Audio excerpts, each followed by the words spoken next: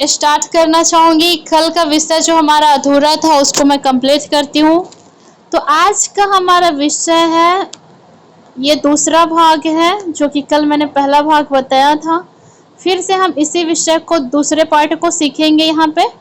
आइए, आज का विषय है पाप क्या करता है, जो कि कल मैंने बहुत सारी बातों को बताया था। वचन को लेकर के मैंने बताया था कि पाप शरीर को कमजोर करता है, पाप मन को भ्रष्ट करता है ना। पाप आत्मा को चुरा लेता है और पाप आत्मा को नष्ट कर देता है। पाप जो है कि समझ को धुंधला कर देता है। पाप जो है कि एक व्यक्ति को परमेश्वर से अलग कर देता है, ठीक है ना। मैंने इन विषय को आपको कल बताया था। हम इसी विषय को आज और देखेंगे, ठीक है।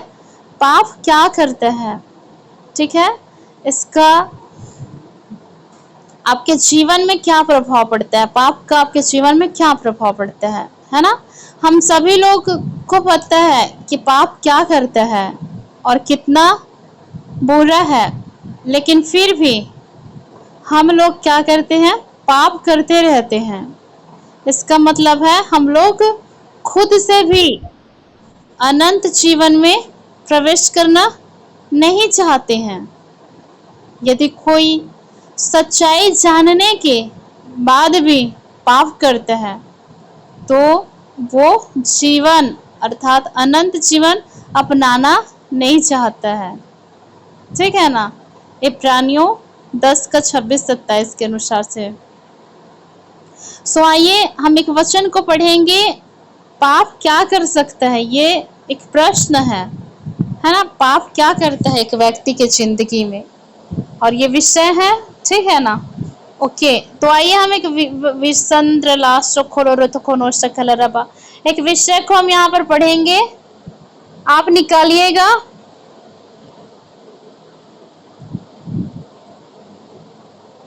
Okay, thank you Jesus.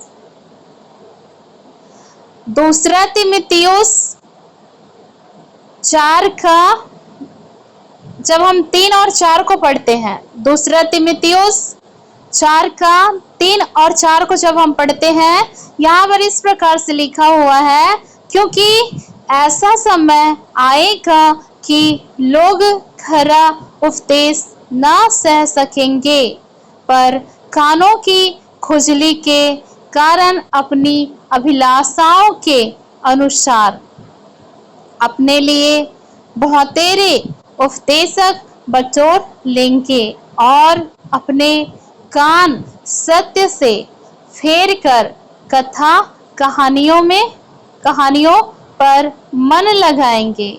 Hallelujah. यहाँ पर जब हम देखते हैं दूसरा तीमुथियुस, है ना, दूसरा तीमुथियुस 3:4 पे, तो इस प्रकार से यहाँ पर लिखा हुआ है प्रियो। इसका मतलब क्या है, मैं आपको बताना चाहूंगी कि ये चीजें आपकी जिंदगी में क्या कर सकता है, क्योंकि ऐसा समय आएगा, है ना, कि लोग क्या करेंगे, खरा उपदेश को, है ना, जिस प्रकार प्रेरित पौलुस खरा उपदेश देते थे, पतरस खरा उपदेश देते थे, ऐसे खरे उपदेश को जो है कि कोई सह ना सकेंगे। जब हम बहुत जगहों में रहते जहाँ बहुत आवाज आती, बहुत साउंड जो है बहुत बजते रहते, बहुत आवाज आती किसी चीजों का, तो ऐसे मन क्या हो जाता है, बेचैन हो जाता है, व्याकुल हो जाता है, और ऐसा लगता है कि हम इसको सह नहीं सकते। बस हमें ऐसे लगने लगता है कि बस हम बेचैन हो गए हैं। ऐसे लगने लगता है कि हम जो है कि अब क्या करें, हमें इस जगह पर से हट जाना है, इस जगह पर से हमको हट जाना है। एक व्यक्ति क्या करने लगता है, बेचैन हो जाता है प्रियो। उसी प्रकार से आज एक व्यक्ति खरा उपदेश को नहीं सुन सकता है, नहीं सह सकता है, वैसे ही वो क्या हो जाता है, बेचैन हो जाता है, व्याकुल हो जाता है, और जो है कि एक व्यक्ति क्या करने लगता है, खरे उपदेश से भागने लगता है। हालेलुया। और यहाँ पर जब एक व्यक्ति खरा उपदेश को सह नहीं सकता है, और लिखा है कि पर कानों की खुजली के कारण अपनी अभिलाषाओं के अनुसार से अपने लिए बहुत सारे उपदेशक को बटोर लेंगे। अभिलाषाओं के कारण अपने कानों की खुजली, अर्थात जो व्यक्ति, ऐसा होता है कोई व्यक्ति कि मुझे कोई ना जांचे, मुझे कोई ये चीजों को ना कहे, परंतु जैसा मैं चाहता हूँ वैसा मुझे पास्टर बताए, जैसा मैं चाहता हूँ वैसे खुदा के दास मुझे बताए। अगर वो मुझे डांटते हैं, यदि मुझे किसी भी प्रकार से कहते हैं, तो मुझे ऐसे उपदेशक को नहीं सुनना है, मुझे ऐसे दासों के साथ कनेक्ट नहीं होना है, मुझे यहाँ पर नहीं सुनना है। एक व्यक्ति क्या करता है, अपनी कानों की खुजली को, अपनी अभिलाषाओं को पूरा करने के लिए ऐसे उपदेशक उस समय में, अंत के दिनों में बटोर लेंगे जो उन्हें उनकी प्रशंसा ही करे। आज लोगों को हम जब डांट देते हैं, उनके जो है जिंदगी में जो गलत चीज है उसको बता देते हैं, तो लोग क्या करना छोड़ देते हैं, कलीसिया आना छोड़ देते हैं, संगति करना छोड़ देते हैं, और तो और परमेश्वर के दास भक्तों से बात करना भी छोड़ देते हैं। हमें यहाँ पर संगति नहीं करनी, यहाँ पर हमको डांट पड़ती है, यहाँ पे हमें इस प्रकार से बातें सुननी पड़ती है। हमें तो अपने पसंद का क्या करना है, उपदेशक ढूंढ लेना है। एक व्यक्ति जो है कि किसी के विषय में प्रशंसा करता है, उनकी गलतियों को ढांप देता है, मतलब उसकी गलतियों को जो है कि नहीं बताता है, उनकी गलतियों को सुधारने का प्रयत्न नहीं करता है, जो व्यक्ति को, जो उनके स्टूडेंट है उनको सुनना ही पसंद है, अच्छी अच्छी बातों को उनके विषय में कहना ही पसंद है, ऐसे टीचर को, ऐसे उपदेशक को आज एक व्यक्ति ढूंढ लेता है और अपने कान सत्य से फेर कर कथा कहानियों पर मन लगाते। अपने कानों को सत्य से, अर्थात परमेश्वर के सत्य वचन से फेर करके, अपने मुंह को मोड़ करके कैसी बातों में मन लगाते हैं, कथा और कहानियों में मन लगाता है, अर्थात अपने आप को संपूर्ण रीति से सत्य से अलग कर देता है। पाप एक व्यक्ति के जीवन में क्या कर देता है, उन्हें सत्य से भटका देता है प्रियो, है ना। पाप हमें सत्य से भटका देता है। पहला पॉइंट लिख लीजिए, दूसरा तीमुथियुस 4:3-4 के अनुसार से कि पाप हमें सत्य से भटका देता है। हालेलुया। ठीक है, सबको आवाज आ रही ना? ओके, दूसरा वचन हम यहाँ पर पढ़ेंगे। जब हम यहाँ पर व्यवस्था विवरण की पुस्तक को पढ़ते हैं 8:11 से लेके 14 तक, तो यहाँ पर क्या लिखा हुआ है, हम यहाँ पर पढ़ते हैं व्यवस्था विवरण की पुस्तक को। जब हम यहाँ पर पढ़ते हैं व्यवस्था विवरण 8 का, जब हम यहाँ पर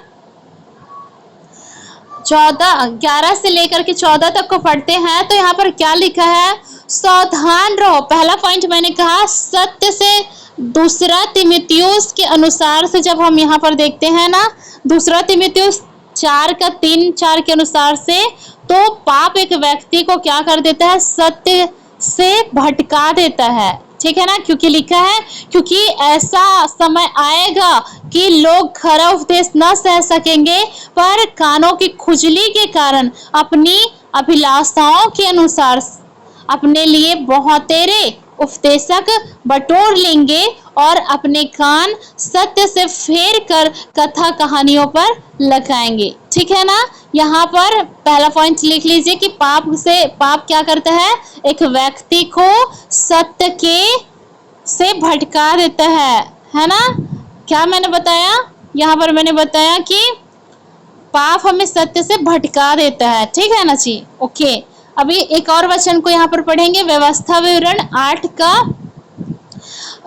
का हम 11 से लेकर 14 तक पढ़ते हैं, तो क्या लिखा है, सावधान रहो, कहीं ऐसा ना हो कि तुम अपने परमेश्वर यहोवा को भूलकर उसकी जो आज्ञाएं, नियम और विधियां मैं आज तुम्हें सुनाता हूँ, उन पर चलना छोड़ दो। सावधान रहो, कहीं ऐसा ना हो कि तुम अपने परमेश्वर यहोवा को भूलकर उसकी जो जो आज्ञाएं, परमेश्वर ने जो जो आज्ञाएं मूसा के जो है कि व्यवस्था में लिखवाया था मूसा के द्वारा, है ना, तो जो जो आज्ञाएं, नियम और विधियां जो परमेश्वर ने ठहराया है, आज तुम्हें सुनाता हूं, उन पर चलना छोड़ दो, है ना। पाप एक ऐसी चीज है जो एक व्यक्ति को परमेश्वर की आज्ञा, नियम, विधि से क्या कर देता है, दूर कर देता है। और यहाँ पर लिखता है कि और विधि, आज्ञाएं, नियम और विधियां मैं आज तुम्हें सुनाता हूं, उन पर चलना छोड़ दो। कहीं ऐसा ना हो कि जब तुम खाकर तृप्त हो जाओ और अच्छे अच्छे घर बनाकर उनमें रहने लगो और तुम्हारे गाय, बैल और भेड़ बकरी की बढ़ती हो और तुम्हारा सोना, चांदी और सब कुछ बढ़ जाए, तब तुम्हारा मन अभिमानी हो जाए और तुम अपने परमेश्वर यहोवा को भूल जाओ, जो तुम्हें दासत्व के घर अर्थात मिस्र देश से निकाल लाया है। यहाँ पर परमेश्वर ने कहा है कि कहीं ऐसा ना हो कि तुम क्या करने लगो, तुम खा पी कर जब तृप्त हो जाओ और जब अच्छे अच्छे घर बना लो और उसमें रहने लगो, तुम्हारे गाय, बैल, भेड़ बकरियां बढ़ती जाए और तुम्हारा सोना, चांदी और सब कुछ बढ़ जाए, तब तुम्हारा मन क्या हो जाए, अभिमानी हो जाए और तुम अपने परमेश्वर यहोवा को भूल जाओ, जो तुम्हें दासत्व से, जब एक मिस्र में इस्राएली लोग दासत्व में से थे, वहां से परमेश्वर को निकाल लेके आया। तो यहाँ पर जो है कि दूसरा पॉइंट हम देखते हैं, तो यहाँ पर परमेश्वर बता रहा है कि पाप एक व्यक्ति को क्या करता है, अभिमानी बना देता है। पाप क्या करता है, एक व्यक्ति के जिंदगी में घमंड लेके आ जाता है। और इसको दूसरा पॉइंट लिखिएगा, व्यवस्था विवरण 8 का 11 से लेके 14 के अनुसार से, पाप आध्यात्मिक ज्ञान का विरोध करता है। पाप क्या करता है, आत्मिक ज्ञान का विरोध करता है प्रियो। हालेलुया। पहला पॉइंट मैंने बताया कि पाप हमें सत्य से भटका देता है, दूसरा तीमुथियुस 4 का 3-4 के अनुसार से। और दूसरा पॉइंट लिखिए, पाप आत्मिक ज्ञान का विरोध करता है। ठीक है, पाप आत्मिक ज्ञान का क्या करता है, विरोध करता है। व्यवस्था विवरण 8 का 11 और 14 के अनुसार से, 8 का 11-14 के अनुसार से। ठीक है, तीसरी बातें हम यहाँ पर देखेंगे। आप एक वचन और निकालेंगे यहाँ पे, सो आइए निकालिए नीति वचन 28 का 13। ठीक है ना, सभी नोट करते रहिएगा। सो आइए हम यहाँ पर पढ़ते हैं नीति वचन 28 का 13। तो पाप क्या करता है इसके विषय में फिर हम यहाँ पर देखेंगे। जो अपने अपराध छिपा रखता है उसका कार्य सफल नहीं होता, परंतु जो उनको मान लेता और छोड़ भी देता है उस पर दया की जाएगी। हालेलुया। जब हम यहाँ पर नीति वचन 28 का 13 को पढ़ते हैं तो यहाँ पर प्रियो लिखा है कि जो मनुष्य अपने अपराध को छिपा रखता है उसका कार्य कभी भी सफल नहीं होता है, परंतु जो व्यक्ति अपने पापों को मान लेता है, अपने गुनाहों को, अपने अपराधों को मान लेता है और उसको छोड़ देता है, तो उस पर परमेश्वर क्या करेंगे, दया करेगा। हालेलुया। परमेश्वर उनके ऊपर दया करेगा प्रियो। जो अपने पापों को छोड़ देता है, जो अपने गुनाहों को छोड़ देता है, परमेश्वर उसे माफ करता है। तो तीसरा पॉइंट देखिए कि पाप एक व्यक्ति जब कर लेता है उसको नहीं छोड़ता है, उसको पाप करते ही रहता है, तो पाप हमें धन्य लोग बनने से क्या कर देता है? बनने नहीं देता है। पाप हमें धन्य लोग बनने नहीं देता है, अर्थात ब्लेस्ड होने नहीं देता है, आशीषित होने नहीं देता है, खुदा की उपस्थिति में बढ़ने नहीं देता है। पाप हमें धन्य लोग बनने नहीं देता है। एक वचन हम यहाँ पर और पढ़ेंगे, यिर्मयाह की पुस्तक 5:25 को पढ़ते हैं। यिर्मयाह 5:25 को हम यहाँ पर पढ़ेंगे तो लिखा है, यहूदा के लोगों, तुमने अपराध किया है, अतः वर्षा और पकी फसल नहीं आई। तुम्हारे पापों ने तुम्हें यहोवा की उन अच्छी चीजों का भोग नहीं करने दिया है। हालेलुया। यहाँ पर बताया गया है यिर्मयाह का 5:25 पर कि यहूदा के लोगों, तुमने अपराध किया, अर्थात एक व्यक्ति जब अपराध कर लेता है तो देखो क्या चीज को वो खो देता है, अतः वर्षा और पकी फसल नहीं आई। अर्थात देखो आकाश से जो वर्षा क्यों होती है? फसल को जो है कि मतलब ब्लेस्ड करने के लिए, जो हम भूमि पर जो है कि हम फसल बीज बोते हैं उसको जो है कि वर्षा के द्वारा फसल क्या होता है? अच्छे से बढ़ता है, उसमें फल लगता है, और भी बहुत सारे जो वृक्ष होते हैं उसमें फल लगता है। यदि पानी ही नहीं होंगे तो फसल क्या हो जाता है? सूख जाता है। तो देखो जब एक व्यक्ति अपराध करता है तो वर्षा से और पकी हुई फसल से क्या हो जाते हैं? वंचित रह जाते हैं। और लिखा है कि तुम्हारे पापों ने तुम्हें यहोवा की उन अच्छी चीजों का भोग नहीं करने दिया। अर्थात एक व्यक्ति के पापों ने परमेश्वर यहोवा की अच्छी अच्छी चीजों को, अच्छे आशीष को एक व्यक्ति को प्राप्त करने नहीं दिया। किसने? पाप ने। पाप के कारण एक व्यक्ति अच्छी चीजों को प्राप्त नहीं कर पाता है। अर्थात पाप हमें धन्य लोग बनने नहीं देता है। पाप हमें धन्य लोग बनने नहीं देता है। हालेलुया। एक हम और वचन को यहाँ पर पढ़ेंगे प्रियो। सभी लोग समझ पा रहे हैं ना? ओके ना? ओके, चलिए एक वचन हम यहाँ पे और पढ़ते हैं तो लिखा है प्रकाशित वाक्य 21:8 को पढ़ते हैं। लिखा है, पर डरपोकों और अविश्वासियों और घिनौनों और हत्यारों और व्यभिचारियों और टोनहों और मूर्ति पूजकों और सब झूठों का भाग उस झील में मिलेगा जो आग और गंधक से चलती रहती है। यह दूसरी मृत्यु है ना? यहाँ पर जब हम प्रकाशित वाक्य की पुस्तक को पढ़ते हैं तो यहाँ पर 5वां 6वां पॉइंट लिख लीजिए, पाप हमें दूसरी मृत्यु का भागीदार बनाता है। किसके अनुसार?